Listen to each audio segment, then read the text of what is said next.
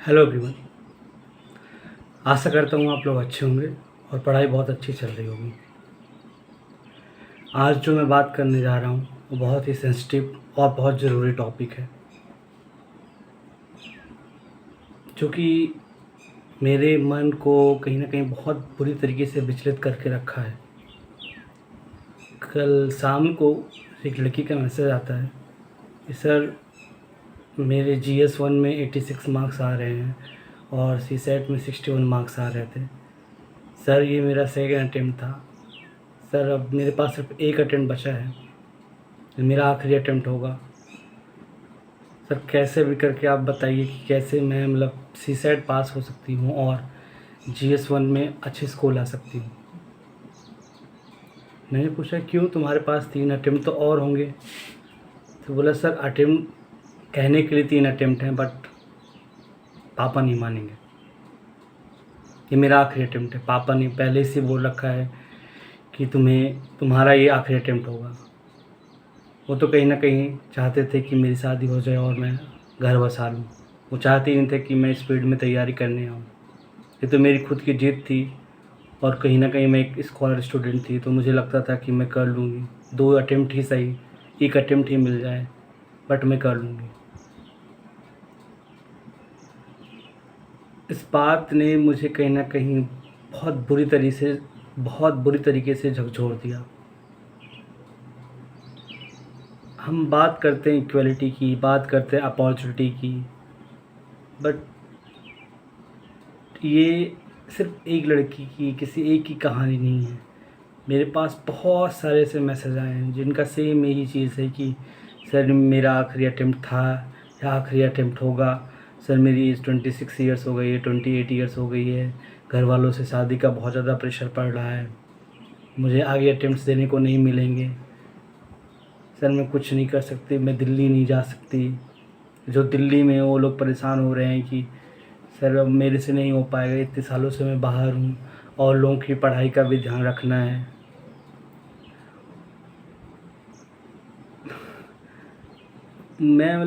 मैं दिल्ली में देखा ऐसे कि बहुत सारे ऐसे कुछ तो मेरे जानने वाले जो मेरे दोस्त हैं, जिनका 2017-18 से प्रिपरेशन कर रहे हैं, उनका प्रीलिम्स नहीं निकल रहा है। वो फ्रस्ट्रेशन का लेवल बहुत हाई हो चुका है क्योंकि फैमिली से सपोर्ट नहीं मिल रहा है। फैमिली वाले बोल रहे हैं कि बस हो गया, जितना होना था हो गया, 1-2 अटेम्प्ट में हो जाता है।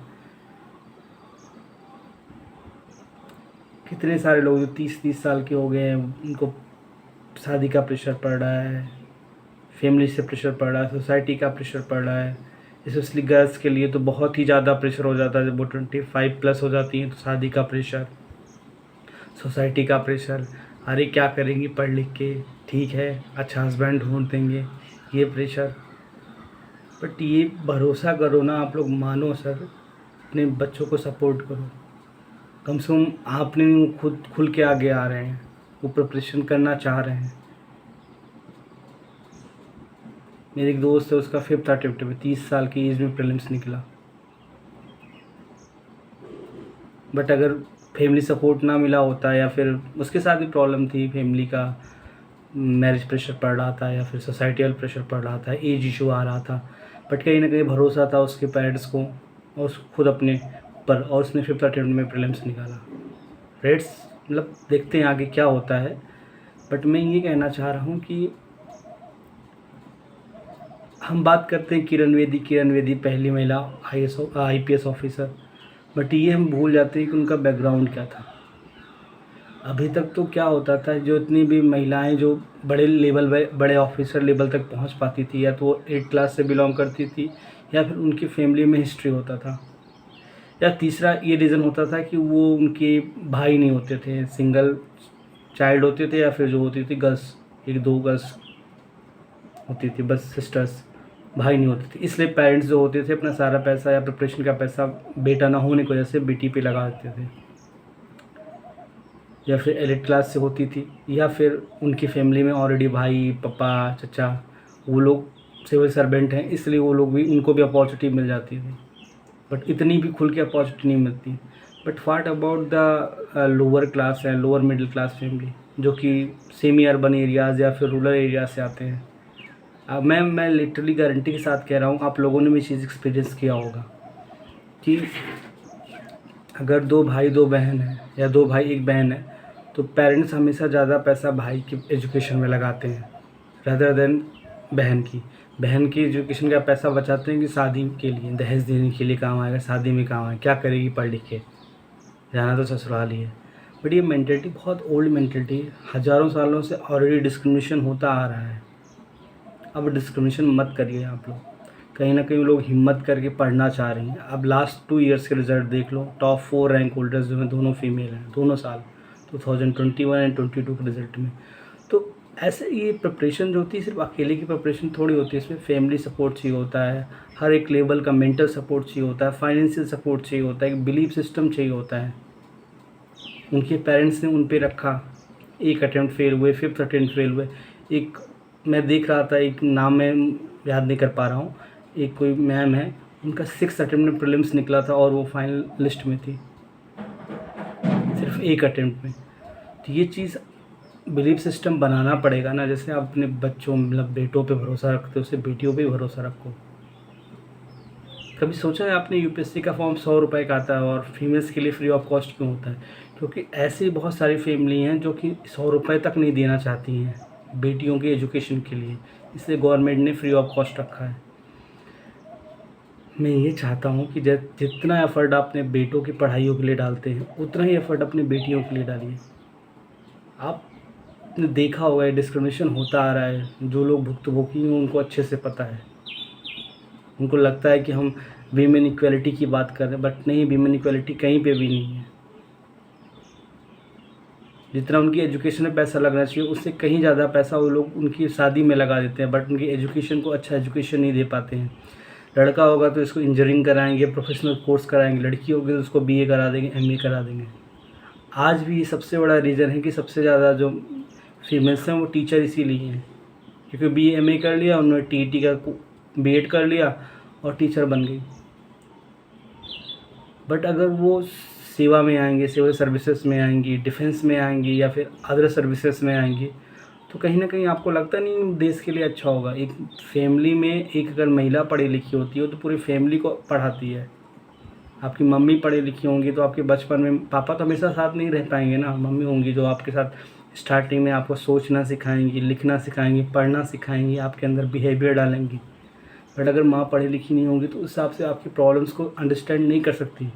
बच्चे जो होते हैं अपनी माँ के बहुत क्लोज होते हैं, बट अगर माँ पढ़ी लिखी या उतने लेवल पे नहीं है तो वो अपनी सारी प्रॉब्लम जो है माँ के साथ डिस्कस नहीं कर सकती, माँ भी उसको अंडरस्टैंड नहीं कर पाएगी। फादर के साथ बच्चे नहीं डिस्कस करते। कितनी सारी मैंने मतलब बच्चियों का मैंने मैसेज पढ़ा, उसमें सब वही बोल रहे हैं कि पापा नहीं मानेंगी, मतलब शादी फिक्स कर रखी, मेरा आखिरी अटेम्प्ट है, नहीं हो पाएगा सर, कैसे भी करके इसमें निकालना है। सर वो करना चाह रही तो आप क्यों नहीं? आप पे तो भरोसा इतना करते हैं ना कहीं आपको अपना रोल मॉडल मानती हैं, और आप हैं कि बस वो सब समाज की जो होती नहीं है, समाज की फाउंडेशन की शादी करा दो, बच्चे क्या सर, क्या रखा है उन सब सारी चीज़ों में? बेस्ट थिंग है सर कि आप उनको अच्छा एजुकेशन प्रोवाइड करो, जिससे वीमेन एम्पावरमेंट आएगा। वीमेन एम्पावरमेंट आएगा तो सोसाइटी में एम्पावरमेंट दिखेगा। इक्वलिटी की बात करते हो तो इक्वलिटी कहाँ है? आप देखो ना, कहीं पे भी इक्वलिटी नहीं, ना किसी ऑफिस में इक्वलिटी है, ना किसी कहीं पे भी आपकी इक्वलिटी नहीं देखी, क्योंकि उनको एजुकेशन ही नहीं मिलता। उनके साथ शुरू से डिस्क्रिमिनेशन शुरू होता जाता है, बचपन में ही उनको मैनर सिखाया जाता है कि तुम ऐसे करो ऐसे करो। लड़कों के साथ तो ऐसा नहीं होता है, उनको तो खुली छूट मिली रहती है, वो तो राजकुमार होते हैं, उनको तो वो तो घर के चिराग होते हैं। उनको जो पढ़ना है, जो खाना है, जहाँ रहना है, दिल्ली रहना दिल्ली चले जाएंगे, बेंगलोर रहना बेंगलोर चले जाएंगे। बस गर्ल्स के साथ तो सबसे बड़ी प्रॉब्लम आई, अरे अकेले दिल्ली कैसे रहेंगी? वहाँ पे ढूंढना तो अच्छा, वहाँ पे बुआ जी रहते हैं, मामा जी रहते हैं, फूफा जी। अरे बुआ जी मामा जी के यहाँ रह के पढ़ाई नहीं हो सकती है। सोसाइटी बहुत बदल गई है। अगर वो अकेले नहीं रह सकते तो फिर कैसे देश बदल पाएंगे? सब अकेले रह सकती है। सर आप बिलीव रखो उन पर, बिलीव सिस्टम बना के रखो। तो मैं सबसे हम्बल रिक्वेस्ट करता हूँ, जो लोग अपनी बच्चियों को प्रेशराइज़ करते हैं कि तुम्हारा आखिरी अटेम्प्ट है, इसके बाद नहीं शादी करा देंगे, प्लीज़ सर ऐसा मत करिए। उनके पास भी 6 अटेम्प्ट का मौका है, लड़कों के पास भी 6 अटेम्प्ट का मौका, कम से कम उनको 6 अटेम्प्ट देने तो दीजिए, उनको अपना फुल पोटेंशियल पे काम करने तो दीजिए। आप पहले से प्रेशर बना के रखे हो, प्रेशर में काम नहीं होता है। उनको रिस्क लेने दीजिए, उनको फुल पोटेंशियल पे काम करने दीजिए, उसके बाद देखिए वो कहाँ तक पहुँचती हैं और अपना देश इंडिया कहाँ तक पहुँचेगा। अरे बढ़ेगा देश तभी तो बढ़ेगा देश। Sir please, I hope understand. Please आप फीमेल्स लिटरेसी को बढ़ाइए, उनको सपोर्ट करिए। जो यूपीएससी या फिर पीसीएस एग्ज़ाम की तैयारी करना चाह रही हैं उनको हेल्प कीजिए। Thank you so much.